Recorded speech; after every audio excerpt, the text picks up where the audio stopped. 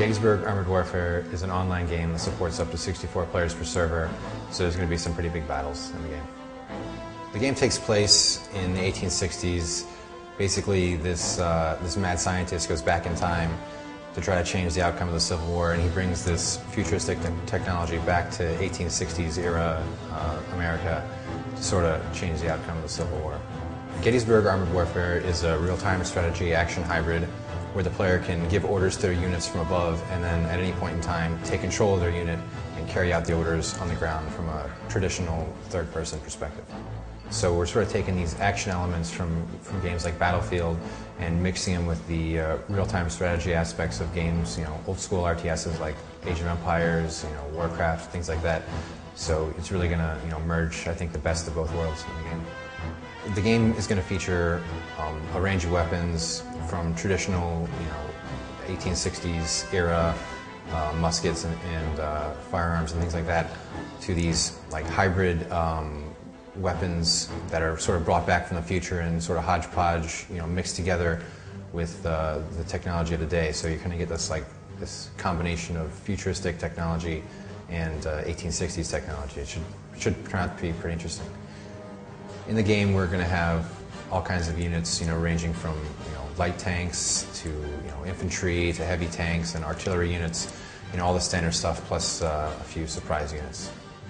The game features an army builder where the player has points to allocate. For instance, a heavy tank costs about 1,000 points, and a squad of Civil War era soldiers would be 100 points. So the player has to allocate, the points where they see them most useful. Players are going to be able to customize their units in the game, with everything from unique weapons to decals they can spray in the world to things they can paint on their uniforms, to sort of give their units or their avatars a customized, unique look. The game features a commander mode. There's one per side. He's sort of like the leader of the team in a sense.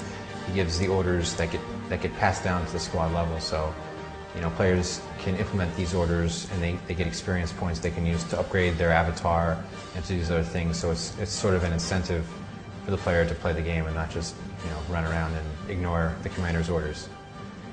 So the game is going to start out with 4 different levels, the most notable of which is probably the Gettysburg map.